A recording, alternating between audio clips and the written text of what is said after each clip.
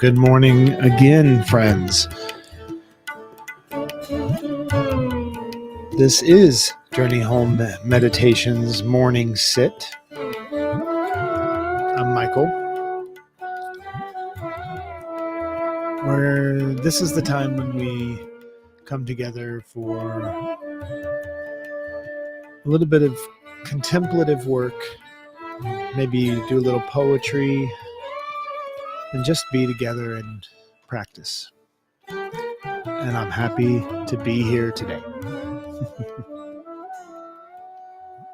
Despite all of the myriad feelings that are occurring that don't point towards happiness in my body, I am very happy to be here. I was just doing a broadcast to let people know that the space that I'm in here, Journey Home Support Services, is an open space for folks to come and gather and just be with one another, support one another, have some laughs, maybe have some good crying. But I'm back now to do the morning sit, and it is a different thing. But it's kind of all the same. It's all just the things that I'm trying to share with the world. And I think that's okay. I think that, when people have something they want to share with the world, we've come to this place sometimes where we want to denigrate people who want to share something, especially if that person is not, charging money or whatnot. I don't know. I don't want to get too deep into those feelings because that's a practice as well. We can practice, kind of the feelings of being othered. And I don't want to give too much space to that because I know that there's a lot of space out here where people are supportive. There's a lot of space where people are grateful. And there's a lot of effects that we have on the community and on one another that we are completely unaware of. And these are positive things. These are helpful and loving feelings that people have. So when we start to go down the path of particularly searching for the things that are harmful or hurtful, we will find them. We'll find them. And that's not to say that if you're experiencing something harmful or hurtful, it's because you sought it out. That's not at all what's being said. But in the moments where I do have the option of safety, I want to continue to choose gratitude in that space of safety. And that also includes, while having gratitude, recognizing anger, recognizing deep sadness, recognizing anxiety. And just to be quite frank, I was expecting the results from the election last night to go the way that they did. It's just something I've been watching and listening to people, and I was expecting it. This is the way the tide was going. But I did not expect the way that I was going to feel that in my body this morning. I woke up around 5 a.m. and I got up and started doing a little bit of my morning thing and using the restroom and all those kind of things. And I was going to I consciously said, I'm not going to get onto my phone because I just want to wait. The news is going to be there no matter what. I just want to wait and hold on to a space of not knowing. I wanted to cultivate that for a bit, but then I started having the feeling that, my son's going to wake up soon and he's going to read the news, and this is going to deeply affect him. My friends on the East Coast, they're already up. They already know what's happening, and they're already experiencing whatever it is they're experiencing in their bodies right now. Um, and I thought, I'm going to go ahead. I'm going to look. And it wasn't a brave act to look. It was succumbing to um, feelings of insecurity that made me look. I was feeling unsafe and insecure for my loved ones. And then I saw the news and it hit me in a deep way. How much sadness is going to be being experienced today, how much fear, how much anger, um, how many people in my life are feeling threatened. And when something like this occurs twice in a lifetime, right? Twice in the last 8 years, um, there is feelings of despair, strong feelings of despair that it's palpable. And it just brought me into a deeper realization of the level of suffering that I'm experiencing in our world, and that each of us experience.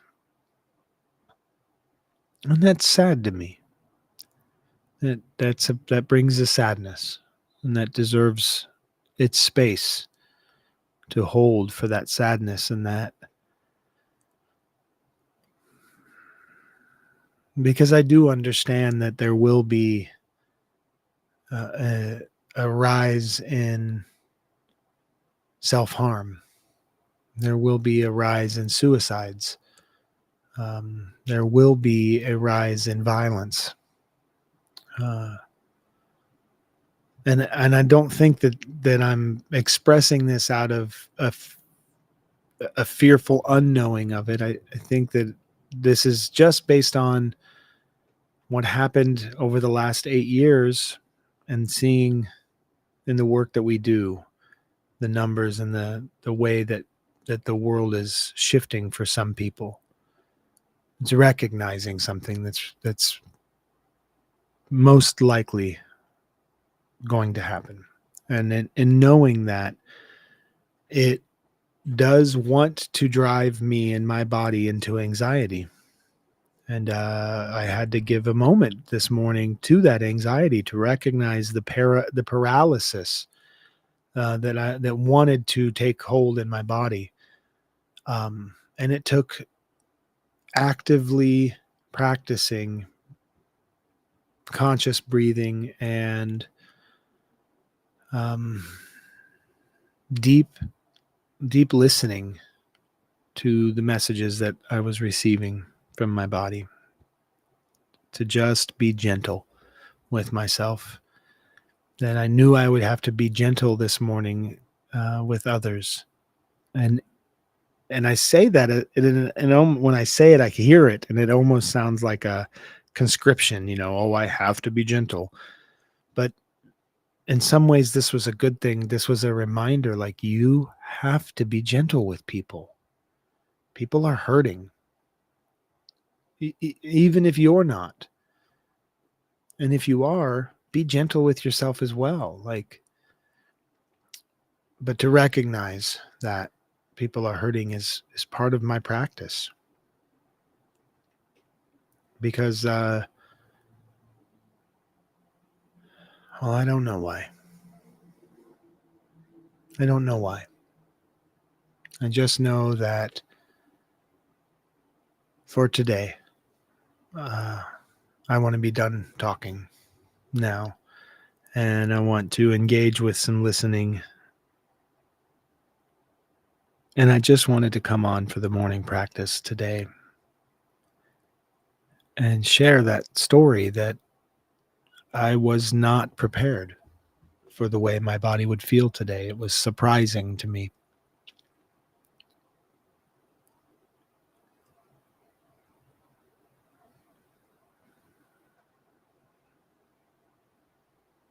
I'm going to read a poem.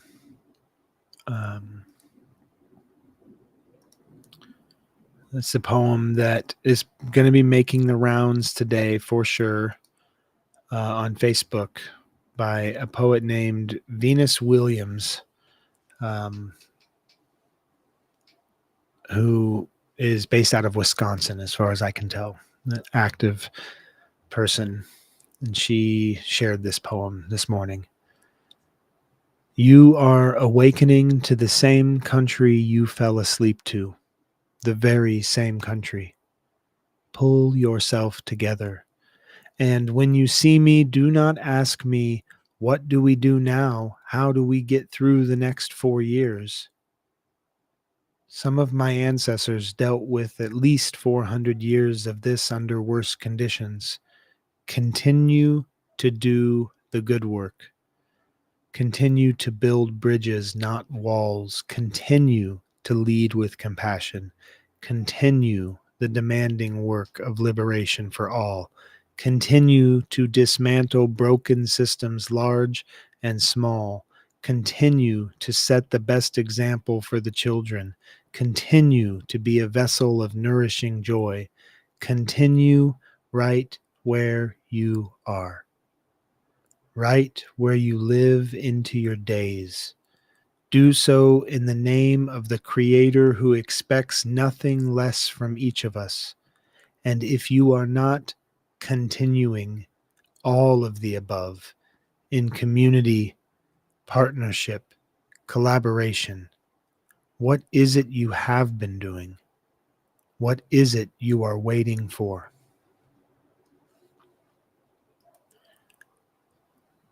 It's an amazing um, force of calm and conviction to say, hey, I recognize it, but pull yourself together.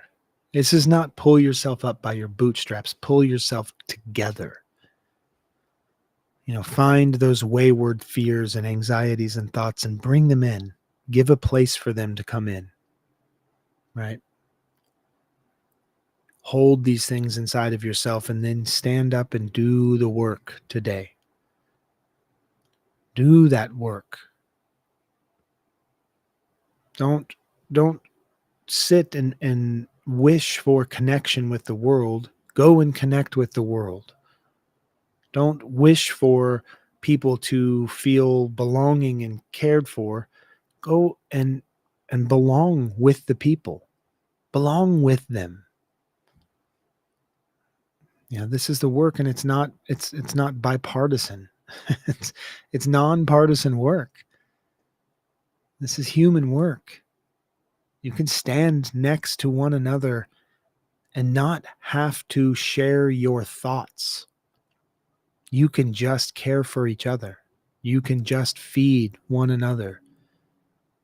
You don't have to believe your own mind, but you have to live in your body every day. And in your body and in their body, there is need. There's need for love and care and acceptance and food and shelter. There's need for that. There's no need to believe your own thoughts. That is not a need for humanity. It's a privilege. Sometimes it's a luxury. Sometimes it's a burden to have to believe your own thoughts, but it's not a need. Clothe yourself, feed yourself, shelter yourself, clothe another, feed another, shelter another. These are the things we can do. These are real world, when I say real world in that sense, material world things. They don't require your understanding even. But maybe you'll find some understanding when you inquire into what it is you can do. You don't have to believe anything. You can just show up. And that's the practice. The practice is showing up. Whether that's showing up on your pillow in the time when you struggle to even get out of bed, or whether that is showing up in the park at the time when people are arriving to have a meal together, or whether that is showing up at a local school to help tutor students in a lesson that they're struggling with, or whatever it is. Showing up has got to be the practice. Not turning away from suffering has got to be the practice. So let's just take a few moments. Let's prepare our bodies to show up, to hold space for our thoughts today, to hold space for our emotions today. And let our bodies create space for our breath. So place your feet to the floor.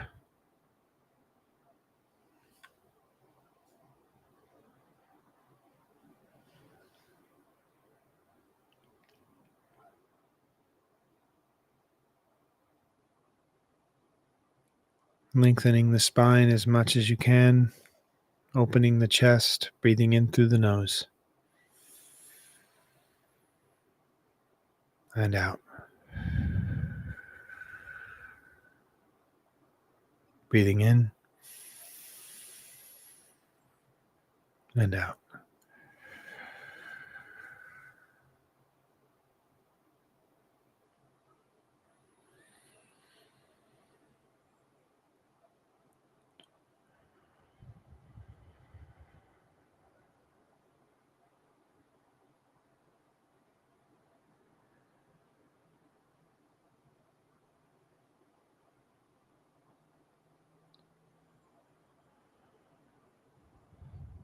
Sometimes it's just a few breaths is all it needs to recenter the body so that the body can open up and be a part of the conversation. You can find those subtle places in your body where you might be holding on to fear, anxiety, tension. You can also find those places in your body that you're holding on to joy and tenderness. Tenderness is important. Tenderness sometimes is mistaken for anxiety or fear. When I awoke this morning, I thought I had anxiety. I thought I was in a minor panic, that emotions were coming on very strongly. And yeah, I was feeling all of these things. And I thought, man, is this anxiety? And then I sat with it, and it was tenderness. I was tender, and I had to tend to it. We've talked about this before in the morning sessions. To be tender, it's a noun and a verb, right? To be tender is to be open, to have your heart opened, to feel, to be vulnerable. But to be a tender is to tend to these feelings, to tend to your emotions, to tend to your anger, tend to your fear, tend to your outrage, tend to your sadness, tend to your joy, tend to your happiness, to be a tender and to be tender. So that's where I'm at today. I have to go, everyone. There is work to be done, but thank you for being here this morning. I appreciate you. You can message me if you'd like, journeyhomemeditation@gmail.com, or just come down to Journey Home Support Services in downtown Cave Junction, 140 South Redwood Highway. Big yellow building. Looks like that.